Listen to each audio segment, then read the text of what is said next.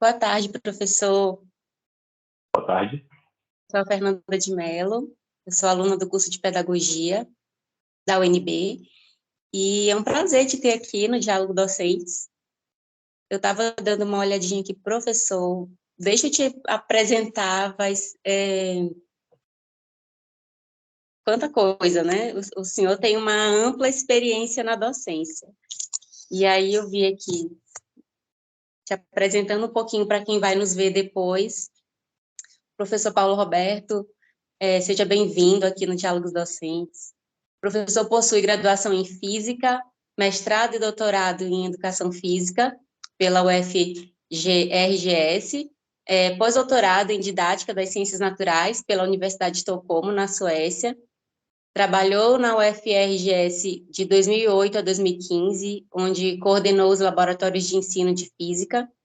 Foi vencedor do prêmio do CAPES de tese em 2014.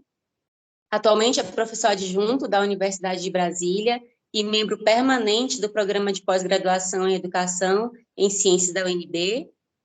Baseado em Sociologia da Educação, investiga o papel das desigualdades sociais, gênero, cor, classe, no desenvolvimento do interesse por ciência e na formação de professores de ciências. Professor, diante dessa sua vasta experiência aí de docência, o senhor poderia, por favor, nos falar um pouquinho quais seriam os principais desafios que o senhor experienciou no início da sua docência e quais conselhos o senhor daria para um jovem professor? Em primeiro lugar, muito obrigado, Fernanda, e obrigado a todas e todos pelo convite. Eu achei o máximo de vasta experiência. Eu não tenho vasta experiência, não tenho nem idade para ter vasta experiência, a gente tem só 18 anos, olha só. Mas então, deixa eu me concentrar na pergunta. Os desafios foram vários, assim, na minha história de verdade. O momento de começo da profissão foi um momento de muitas dificuldades no nível pessoal, e no nível muito pessoal, inclusive, mas do que eu acredito que tenha ressonância com bastante gente, a maior dificuldade foi uma dificuldade pecuniária, né? Porque logo depois da graduação eu comecei a trabalhar muito, e muito, já durante a graduação, né? Trabalhava muito, ganhava muito pouco. E é isso. Então, esse é um desafio, e é um desafio para a docência, de maneira geral, né? Eu acredito que muitos de nós vão ser tocados por isso, ou foram tocados por esse tipo de dificuldade, que é a desvalorização do professor, que se dá em vários níveis, né? Inclusive em termos de salários e rendimentos. E sim, é um desafio, né? Um desafio para muita gente. E afasta muitas pessoas da docência. Mas não me afastou. Eu decidi continuar estudando, continuar me especializando, e cheguei aqui. Então, estamos aqui conversando. E sobrevivendo bem, né? Vivendo confortavelmente. Mas esse eu entendo que é um desafio muito grave, que está muitas vezes além da nossa capacidade individual, né? Mas, sem dúvida, está dentro da nossa capacidade coletiva de transformação política do mundo, né? E de enfrentamento político. E se eu fosse dar um conselho, então, fazer uma sugestão para a meninada que está nas licenciaturas hoje, na verdade eu sempre faço esse conselho, né? Em dois níveis. No primeiro nível, sobretudo na ciência da natureza, a gente precisa se politizar mais. A gente precisa acompanhar os debates sindicais, os debates dos movimentos sociais, os movimentos de valorização da docência, da profissão do professor. E isso demanda pensar também a formação do professor de maneira diferente, de maneira um pouco mais engajada, um pouco mais ativista, né? Recuperar esses elementos da formação que muitas vezes ficam soterrados debaixo de outras demandas mais focadas no conteúdo, que é muito importante, demandas às vezes focadas para outros em teorias da educação, teorias do desenvolvimento, que também são muito importantes, mas que não fazem sentido sem uma relação mais engajada com a profissão, né, e com a categoria profissional que a gente constitui. E a escala individual, assim, eu sempre lembro os meus estudantes, né, para que eles não se desanimem, que ao mesmo tempo que a docência, ela no Brasil, os professores são talvez o Brasil talvez seja o país que pior remunera os seus professores em muitas dezenas de países, assim, considerando todos os da OCDE e mais um punhado de outros países na América Latina, né? A gente está na lanterninha, né? É verdade, isso é verdade, não faço, né? Mas, por outro lado, o nosso país é como um continente, assim, ele é muito grande. Então, falar de docência e de condições concretas de trabalho da docência é falar de uma variedade muito grande de uma grande heterogeneidade de condições concretas de vida e de trabalho. E, de maneira geral, os estudantes que a gente forma, e eu, como professor da UNB, tenho muito orgulho disso, eles têm condições concretas de disputar as melhores posições dentro desse sistema muito heterogêneo. Então, de maneira geral, e eu acho que isso nos mobiliza um pouco, né?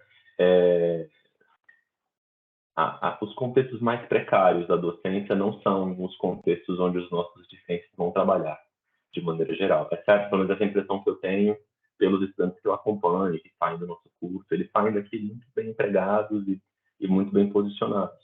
Mas é justamente por isso que a gente tem que se organizar para que as nossas condições de trabalho sejam melhores, né? É isso. Então, esses são os 2 conselhos que eu coloco para a meninada, geralmente. Obrigada, bom saber. Bom, e aí o que diferencia ser professor de física das outras áreas, de um professor de outra área? Ou seja, o que é ser um professor na sua área? Na visão pública, ser professor de física é ser o carrasco, né? É você ser a pessoa, o professor mais cruel, mais desconectado, menos empático, menos... Obviamente, não é nisso que eu acredito, mas a gente toma... Eu acho que costumo tomar essa imagem, essa caricatura como ponto de partida. Até mesmo para que os nossos alunos não sejam, para os alunos deles, o pior pesadelo, né? Que muitas vezes eles viveram, né? Para que eles não reproduzam com os alunos deles as coisas ruins que eles viveram com os professores de física. Mas eu acho que a física ela tem um caráter muito inspirador, sabe? O fato de ser uma ciência tão básica e uma ciência da natureza tão básica, tão preocupada com fenômenos fundamentais da natureza, isso faz com que a gente tenha uma condição de diálogo muito alargado com várias outras áreas de conhecimento, com práticas que não estão formalizadas em disciplinas universitárias e escolares, certo? É isso, assim. Como físico, assim, eu recebo convites para conversar dos mais inesperados, assim, mais diferentes. Então, pessoas que estão totalmente despreocupadas com a ciência, na verdade, mas que a reconhecem como importante e querem entender conceitos básicos, como o que é energia, o que é essa tal dessa entropia, como que elas fazem parte da nossa vida. No limite, será que a Terra é plana? Não, tomara que não, mas nunca me perguntaram isso. Mas assim, até porque eu acho que eu entraria em pânico, eu ia disfarçar. Mas, assim, de fato, a física ela toca uma série de questões tecnológicas fundamentais. É muito difícil a gente falar de formação tecnológica, de desenvolvimento tecnológico, de preservação ambiental, de clima, de crise climática, sem falar de física, né? A física está intimamente relacionada a questões como aquecimento global, com a industrialização do planeta, todas as consequências que isso tem. Então, eu acho que ser professor de física passa por aí, sabe? Obviamente, Francisca, me perdi na sua pergunta, eu ia falar uma outra coisa.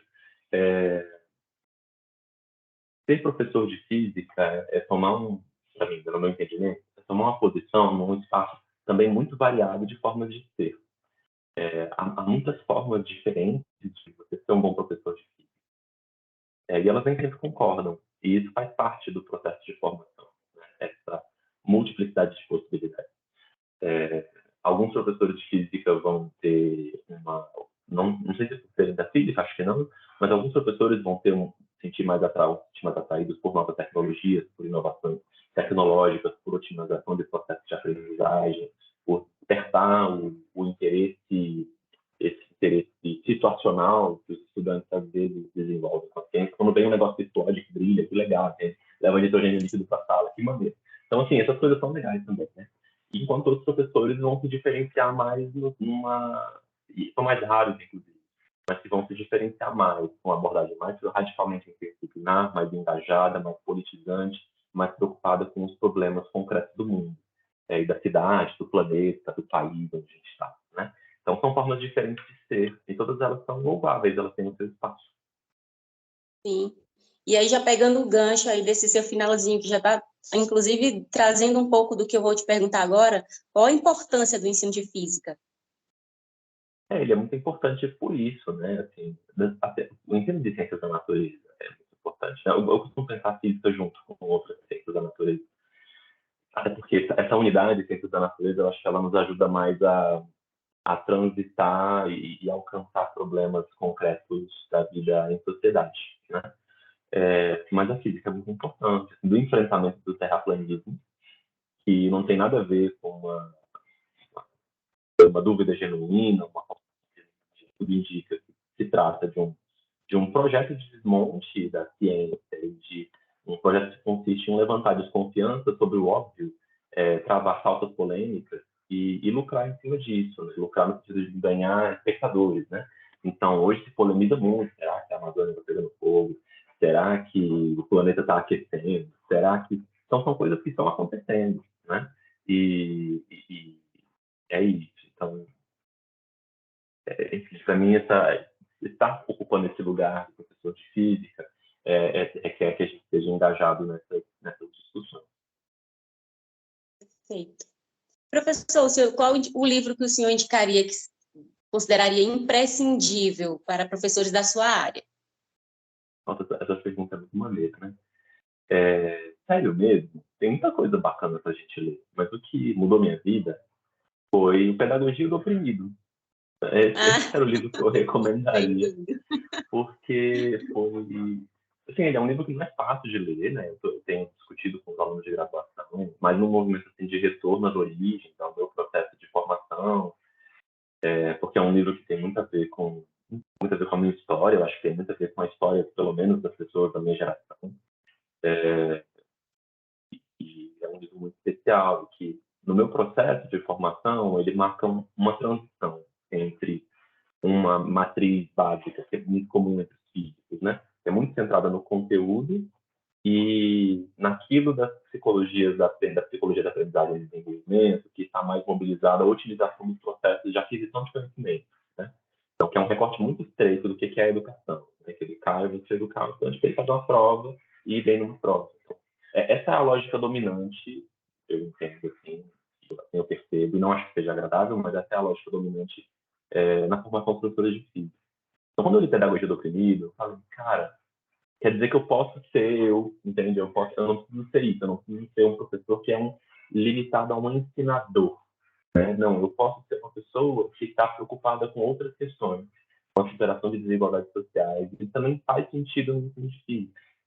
É isso. Então, eu sugeriria que a meninada lesse Pedagogia do Oprimido, pensando com o desafio de pensar o ensino de física a partir dessa obra. Eu acredito que é uma experiência inspiradora. E tem sido na troca com os estudantes de graduação. Tem muita resistência, tem muito, né? É um livro que não é um território pacífico. Pelo menos na minha experiência, trazer para a sala de aula é trazer discussão, levantar discordância, ouvir a discordância dos estudantes, né? E muitas discordâncias vêm de um lugar que é um lugar que precisa ser enfrentado, que é um lugar de desentendimento, que é um lugar de desconexão social, de falta de percepção do próprio mundo onde a gente vive, do nosso país e dos desafios que a gente tem que enfrentar. É isso. Então, essa é a minha recomendação. Eu tenho que concordar, eu sou suspeita para falar, né? Afinal de contas, eu estudo a pedagogia. Mas esse é um livro bem atemporal, eu tenho certeza que foi uma excelente indicação.